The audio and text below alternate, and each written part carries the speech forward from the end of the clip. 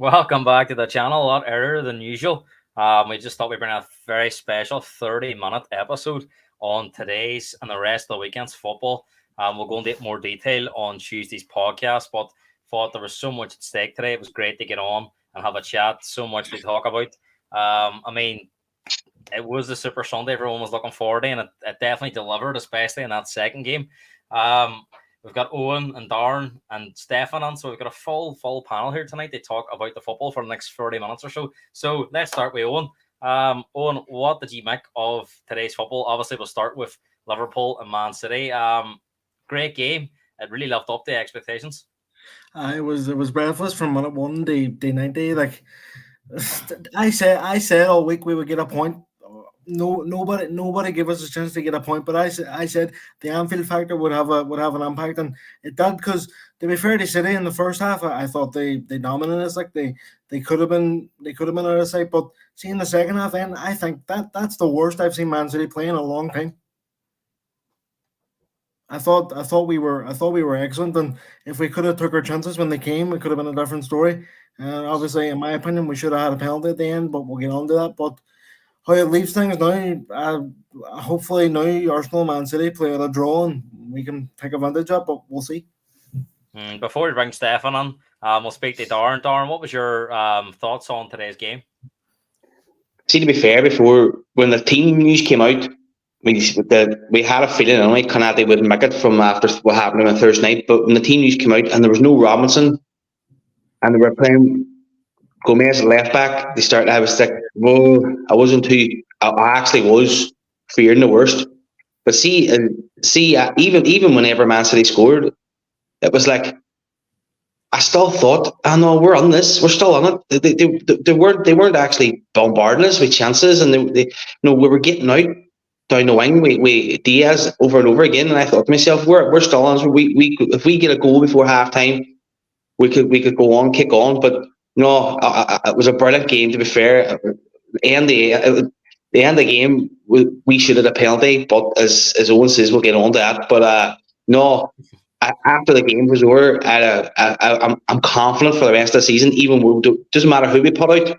Now I feel confident with the team we can put out against anybody. Stefan, we fair from the Liverpool fans. What was your unbiased opinion of today's game? You had an angle on it because you had Liverpool and Man City playing each other. There's look, guys. I'm the most objective football fan out there. What? Honestly, I'm so many thrilled. watching, so feel free to get involved with your comments on. Yeah, I'm thrilled because all I wanted a draw was perfect for me because both teams lose rhythm, lose momentum in a way. So I was happy. I thought the first half, I thought Man City were better. I thought they were more threatening, and I thought they were really dangerous. And I actually thought that today, for all his hype being better than Bukayo Saka and everything like that, I thought Phil Foden was the worst player on the pitch today.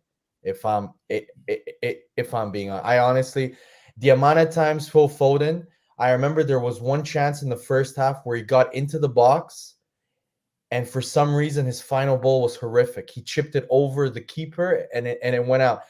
And he lost the ball quite a number of times. He wasn't as decisive like he was over the last 4 or 5 games. So that was my kind of. I thought Phil Foden really was poor today. But from another perspective, you say Joe Gomez, right, the left back, who lost his man for Man City's goal. Go look at the replay. Everybody's praising Joe Gomez. It was Joe Nunez, Gomez. I think. It was Nunez.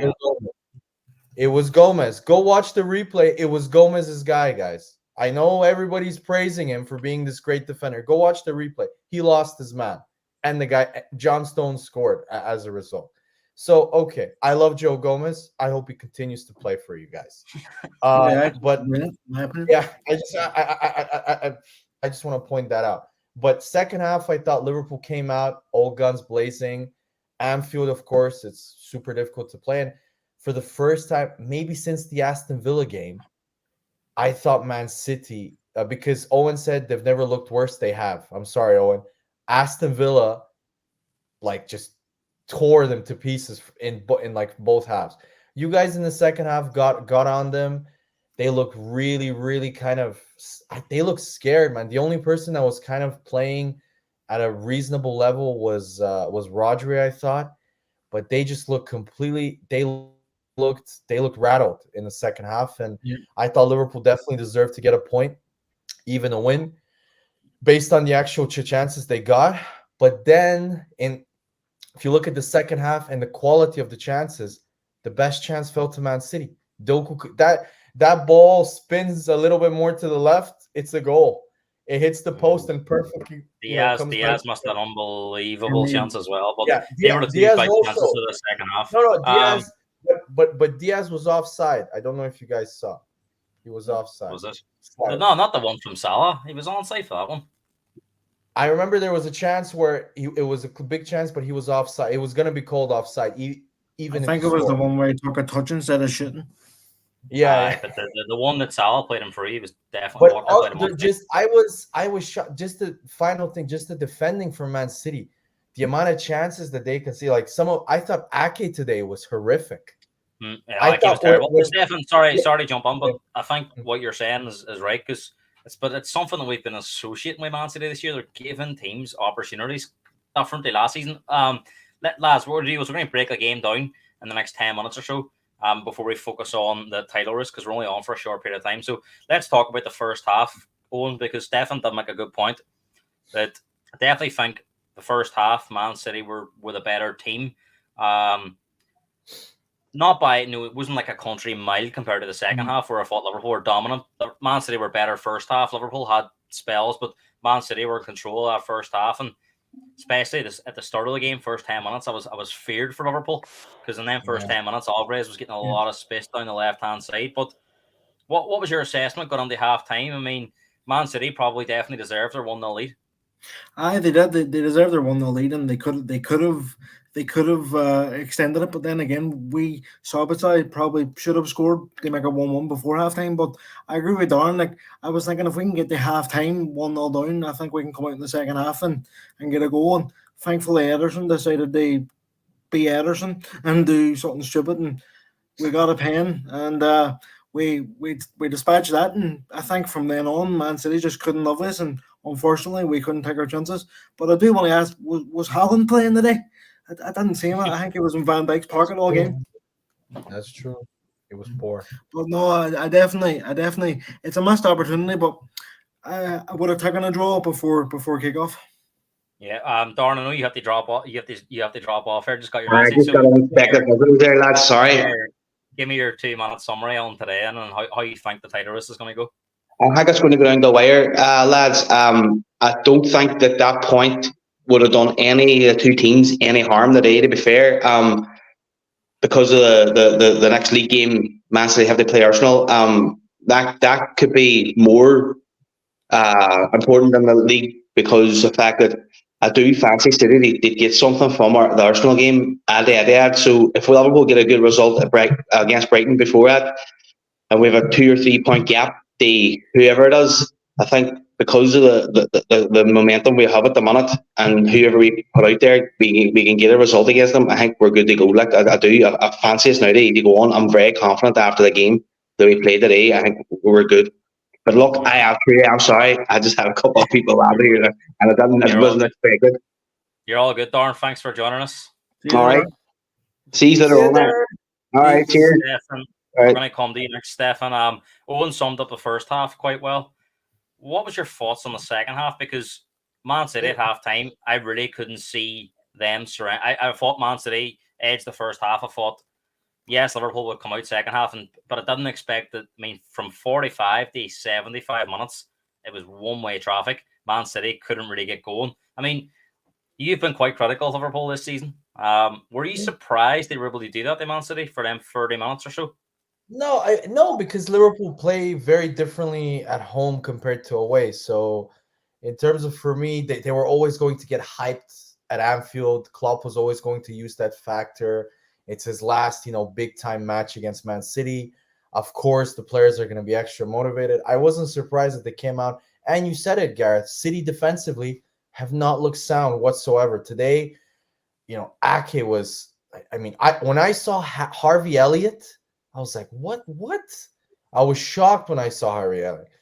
But today I actually thought he outplayed Ake. I thought Ake struggled, and I thought Ake would absolutely, because he has no pace, Harvey Elliott, and I thought Ake would deal with him because he's physically much bigger, but he really struggled to actually deal with him, and I was surprised. The second half reminded me of the two games Arsenal played against Liverpool.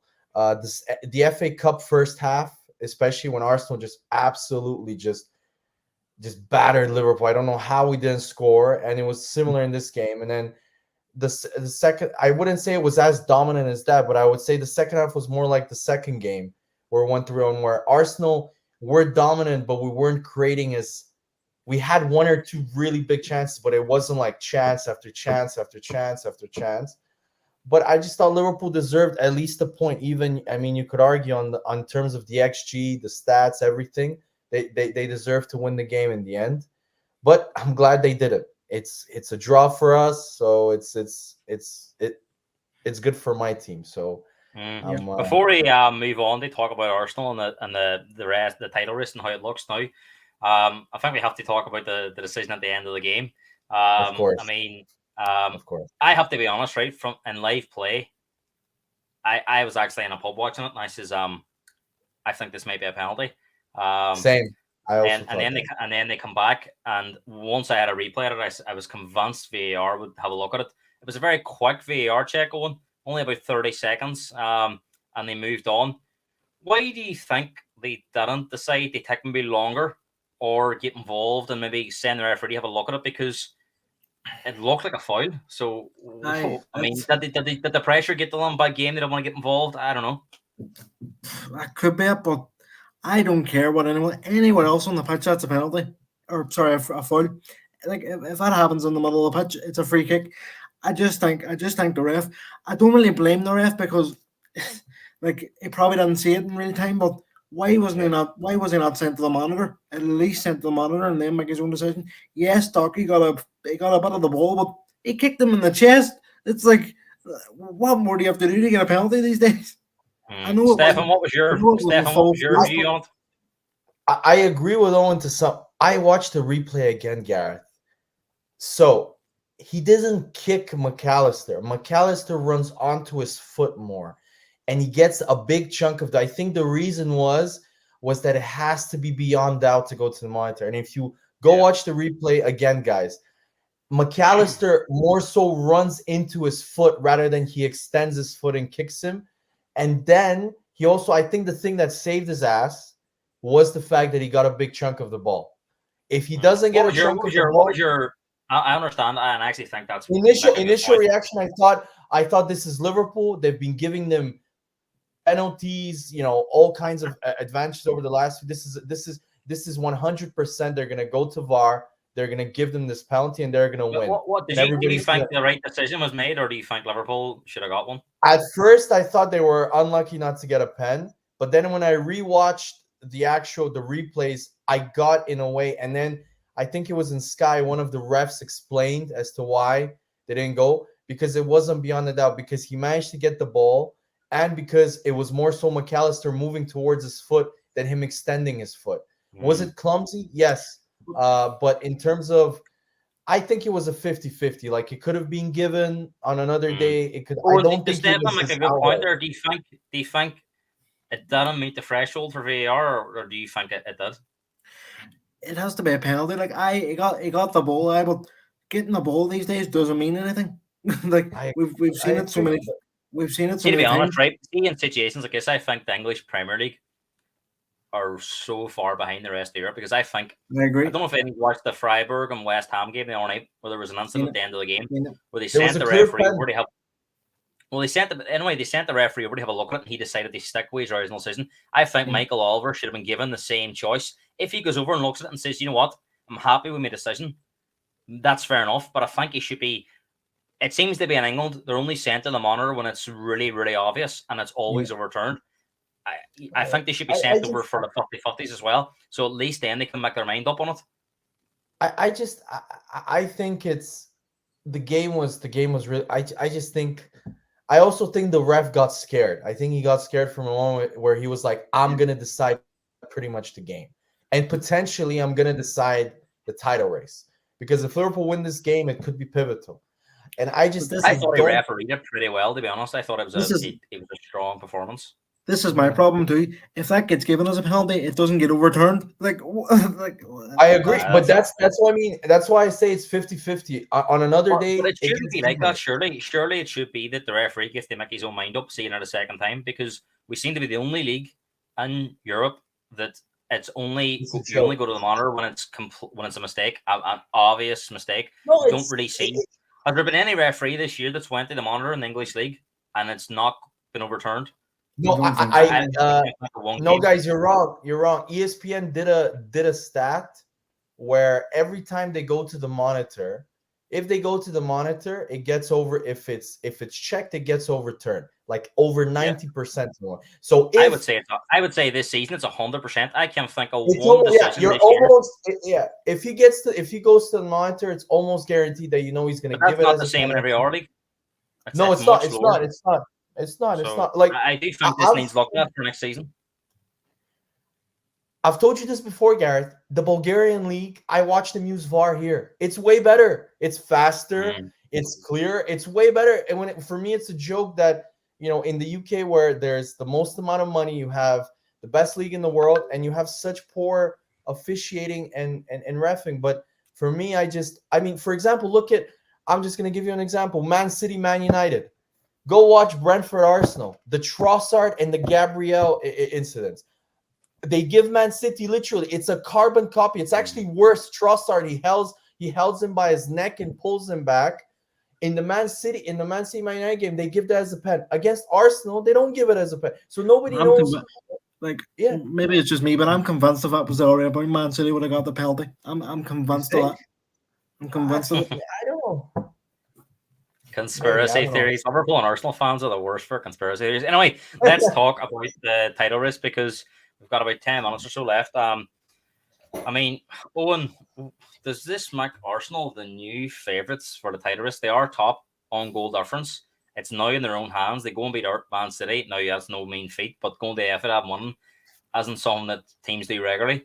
But if Arsenal were to go and win Man City, Liverpool are powerless until Arsenal drop a point. So, are they the new favourites for the title race, or how do you see it?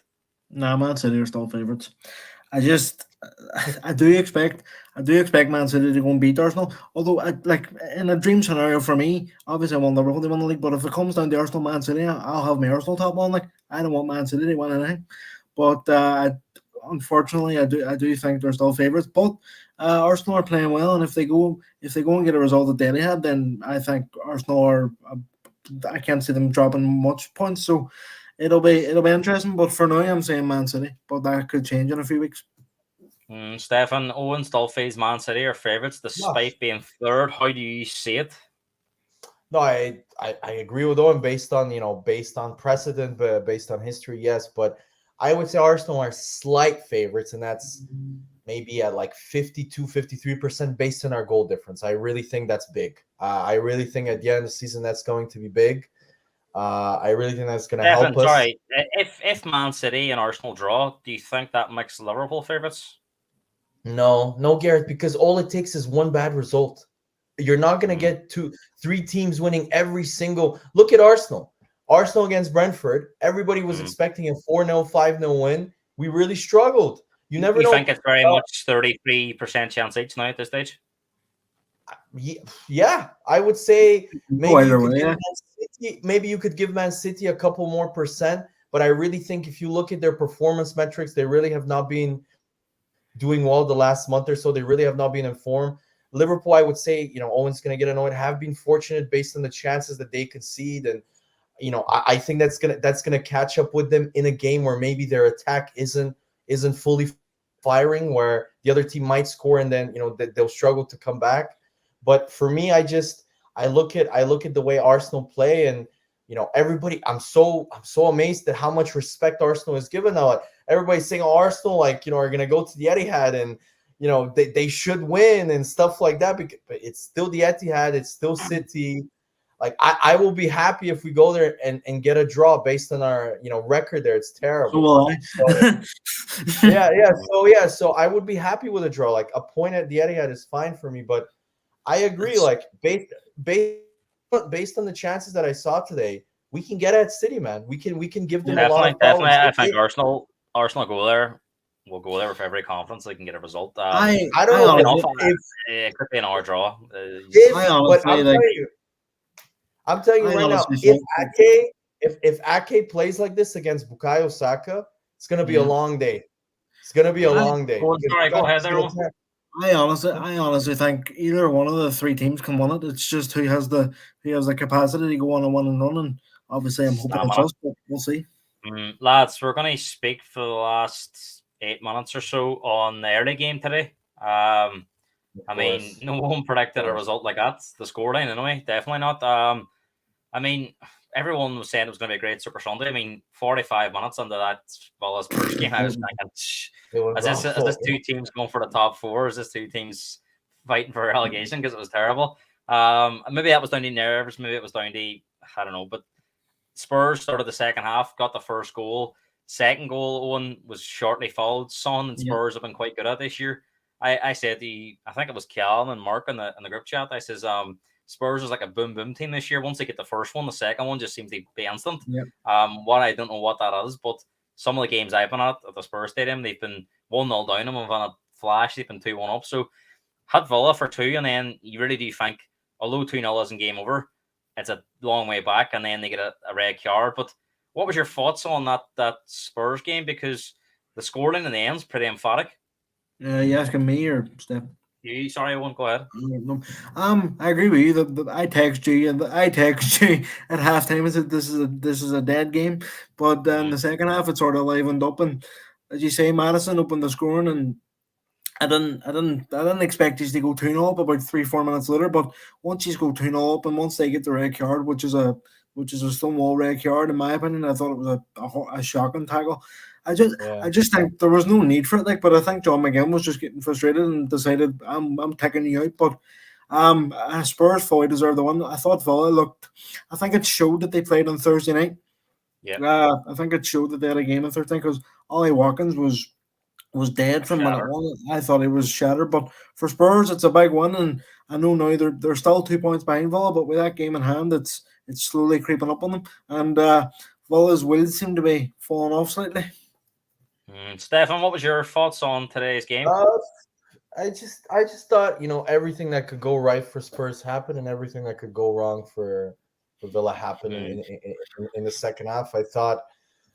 Pape Sarr's cross for the first goal was amazing. I thought, it was a moment of brilliance from the cross itself. That was your first. You scored 4 goals today from 4 shots on target. Your first were ruthless. They were ruthless. Your goal was the first shot on target. Your first goal was the first shot you had against Villa. So it was ruthless. It was, I just thought Villa had one of the worst games of their in terms of, and I'm gonna blame Emery for this. This was an Emery classic. Overthinking things, tinkering with the formation when there was no need. Even though I thought, okay, he's watched teams with 3 at the back really give Spurs like either a really tough game or beat them. Like Wolves beat you with that system. Yeah. Palace, you had it tough with Palace until the 70th minute. You really struggled. So I'm good. Like I was thinking okay, I can see why he's doing it. But then why would you adapt to the opponent when you're the favorite and you're at home? Why don't you take it to? And the reason why you lost was because he sacrificed the midfielder for an extra defender. And that's why. But on another note, I thought the 2 danger men, Watkins and Bailey, were horrendous, especially Watkins. I thought Watkins was so poor today. I was really surprised. I spoke to a friend. One of my best friends is a massive Villa fan who lives in Holland, who went to the Ajax game. And I asked him, dude, were they tired? He's like, no, they weren't, man. I watched him against Ajax. They took their foot off the gas in that game. They were not trying. They were saving themselves. They did a fair few changes too for the Ajax game. Yeah, he's like, trust me. He's like, trust me. They were not tired. I watched the game live. They were not trying. They were not pushing whatsoever, so they can save themselves. So I was really. Do I think the 4-0 scoreline flatters you? Yeah, I do. But you deserve to win the game in terms of overall based on your second half. But the first half. I think the red card You know, it wouldn't have Yeah, been I mean, red card. but even before the red card, with the formation that with Aston Villa had, they never had control of the game. They never had Villa had their first shot on target in the 88th minute. I mean, Spurs this year have been notorious for scoring goals, but obviously giving up a lot of chances. I can't think of many chances Spurs gave up, and if anything, in the first half, the half chances were from Spurs playing out of the back. They didn't really create anything on their own.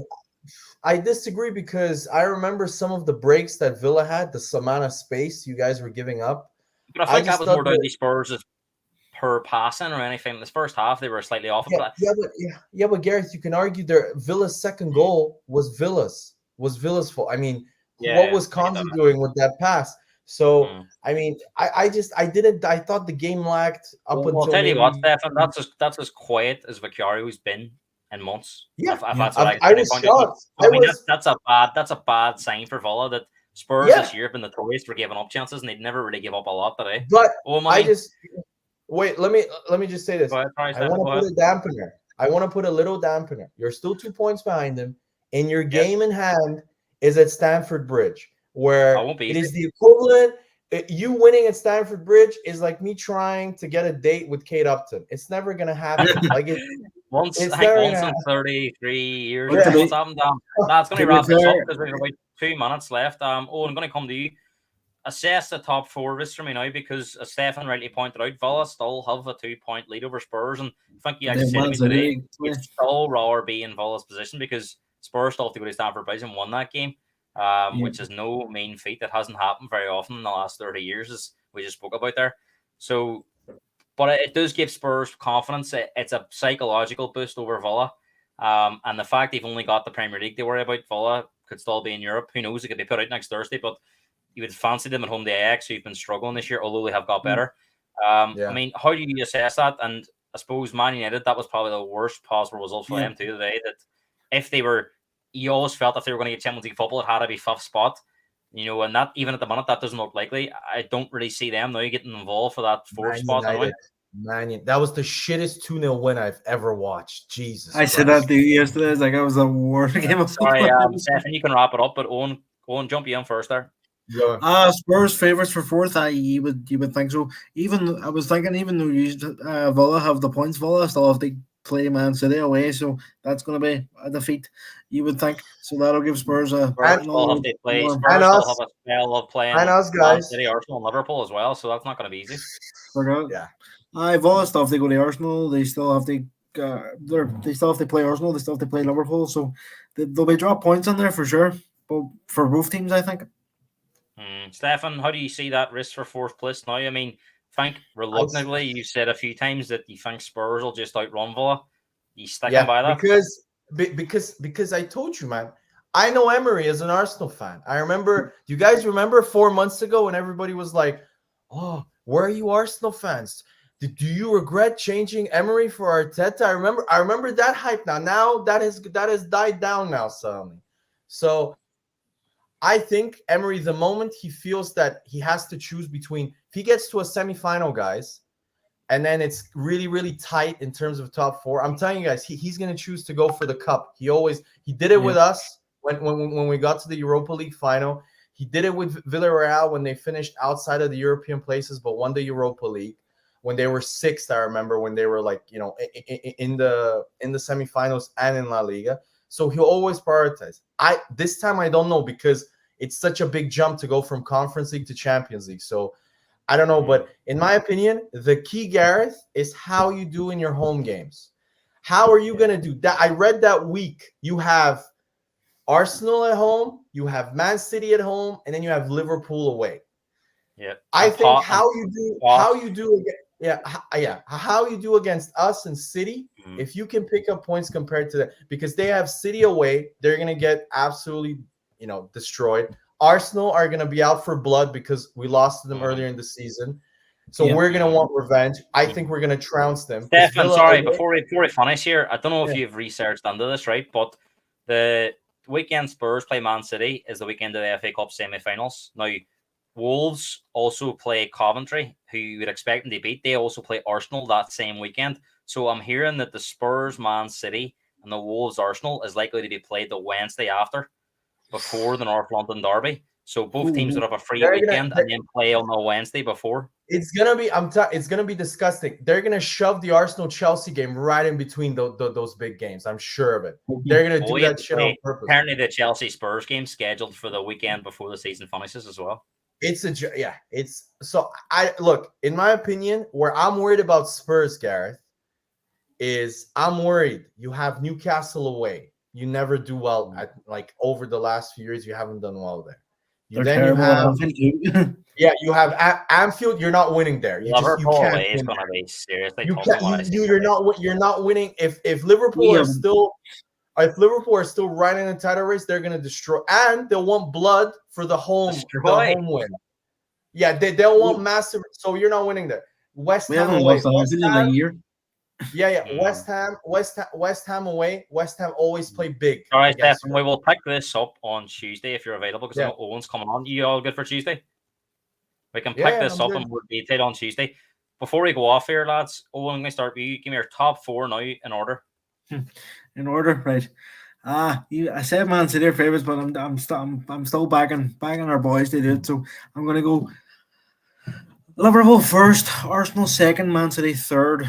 Whoa, City third. Whoa. Spurs or Villa fourth. Spurs fourth, Villa fifth, United sixth. How do you see it, Stefan? Final word to you. I've always said it from the start of the season. Arsenal first, Liverpool second, Man City third, like I predicted in the start of the season. I think that's how it's going to finish. And fourth, I'm such a flip-flop here. Ugh. You said Brighton at the start of the season, remember? Yeah, I said Brighton. Yeah, I remember. That was a great take. No, I didn't say Brighton. I said Newcastle. You said Brighton and Newcastle, and now you went to Spurs. Okay. Well, I'm gonna go for fourth Villa. I'm gonna go for Villa. Oh, changing again. Boys, thanks for joining me on this special 30-minute episode of the podcast. We will be back on Tuesday night, and we'll discuss this weekend's action in much more detail and look at the rest of the games. We'll delve deeper on the Arsenal-Brentford as well. Boys, thanks very much. If you're new around here, make sure to like the channel and subscribe for more content. We'll see you on Tuesday. Thank you, guys. See ya. Bye.